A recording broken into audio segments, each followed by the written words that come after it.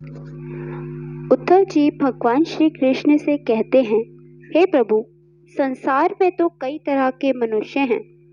कौन से मनुष्य ऐसे हैं जो इस भौतिक संसार में रहते हुए भी मोक्ष को प्राप्त कर लेते हैं? क्या मुक्ति का संबंध मृत्यु से ही होता है? और आपके भक्त बनने के लिए इंसान में कौन कौन से गुण होना जरूरी है?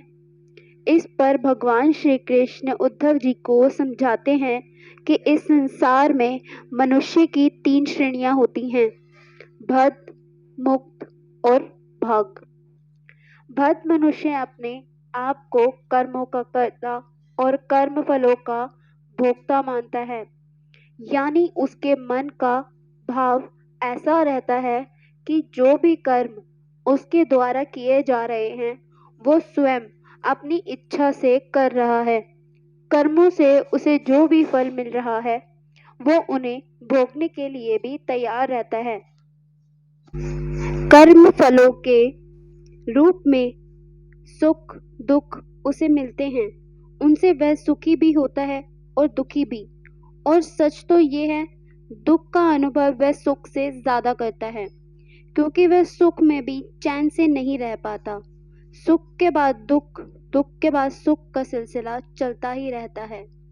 इसीलिए दुख में दुखी होना उनका स्वभाव बन जाता है और सुख में भी वह यह सोचकर बेचैन रहता है कि सुख कहीं चला न जाए और उसके बाद फिर दोबारा दुख ना आ जाए। दूसरे तरह के मनुष्य होते हैं मुक्त। मुक्त मनुष्य सुख और दुख से कोई सरोकार नहीं रखते।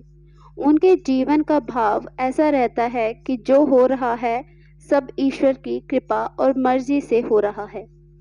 सुख को उसी भाव से देखते हैं जिसे दुख को देखते हैं। उन्हें तो कर्म करने की चिंता रहती है और ना कर्म करने के फलों को भोगने की चिंता होती है। सुख के बाद आने वाले दुख की भी चिंता नहीं होती, इसलिए वह इस संसार में रहते हुए भी मोक्ष का अनुभव प्राप्त करते हैं।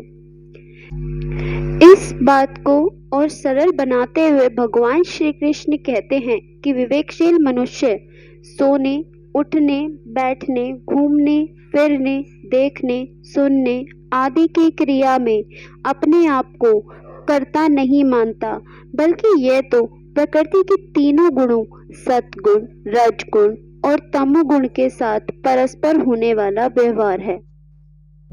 इसी कारण मुक्त पुरुष कर्म फल से भी नहीं डरता है, क्योंकि वो जानता है कि ये पूरा संसार, प्रकृति और हमारा शरीर इन 3 गुणों से मिलकर बना है। भगवान श्री कृष्ण कहते हैं, हर जीव मेरा ही अंश है, मेरा ही स्वरूप है।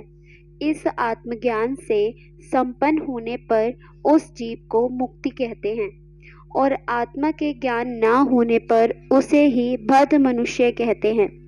मुक्त मनुष्य ना तो किसी की स्तुति करते हैं और ना ही किसी की निंदा करते हैं, ना ही वो किसी को भला बुरा कहते हैं और ना ही किसी के द्वारा भला बुरा कहे जाने पर उन्हें पीड़ा होती है। वो अपने ही व्यवहार में समान वृद्धि रखकर हमेशा आनंद में मग्न रहते हैं। भगवान श्री कृष्ण के ऐसे वचन सुनकर उद्धव जी निराश भरे स्वर में कहते हैं, हे प्रभु, मैं तो बस आपके सहारे से बंधा हुआ हूँ। आपके वैकुंठ जाने के बाद मैं इस भौतिक संसार में मुक्त मनुष्य की भांति रह सकूं, यह मेरे बस की बात नहीं है। कृपया करके कोई और उपाय बताएं जिससे इस भौतिक संसार में रहकर भी अलौकिक आनंद का अनुभव किया जा सके।